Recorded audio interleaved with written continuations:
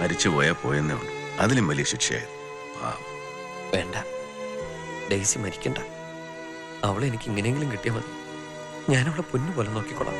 അപ്പോ ഡെയ്സിക്ക് സംസാരിക്കാൻ കഴിയാത്തടത്തോളം കാലം നിനക്ക് അവളെ കൊണ്ടുപോകാൻ പറ്റില്ല. ഡെയ്സിയുടെ ബന്ധുക്കൾക്ക് ആർക്കെങ്കിലും അതിനുള്ള അവകാശമുള്ളൂ. അത്ര പുറത്തവരെ ആൾക്കാർ ആരുമില്ലാന്ന് ഉറപ്പുവരുത്തിന് ശേഷമേ അപ്പനെ കൊണ്ടുപോകാവൂ. സൂക്ഷിക്കണം നീ. പോ ഡോക്ടർ.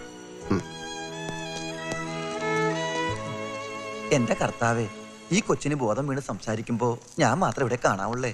അതെന്താ? എന്താണെന്ന് കൊലപാതകി ആരാണെന്ന് ഡിപ്പാർട്ട്മെന്റിൽ ആദ്യം ചെന്ന് പറയുന്നത് ഞാനായിരിക്കും. ഡബിൾ പ്രമോഷനാ കിട്ടുക. ഞാൻ പോയി നോക്കിട്ട് വരാം. ആരാ? റൂം ക്ലീൻ ചെയ്യണ സാറേ. ക്ലീനറാ. ക്ലീനിക്കോ?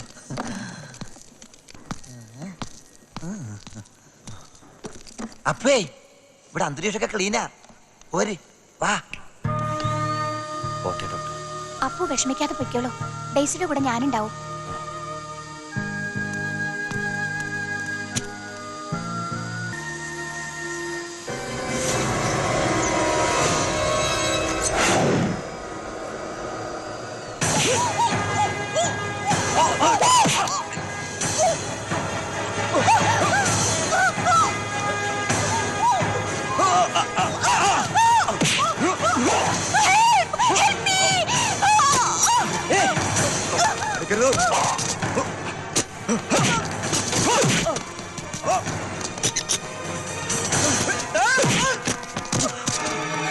വേണ്ട, അപ്പു പോണ്ട.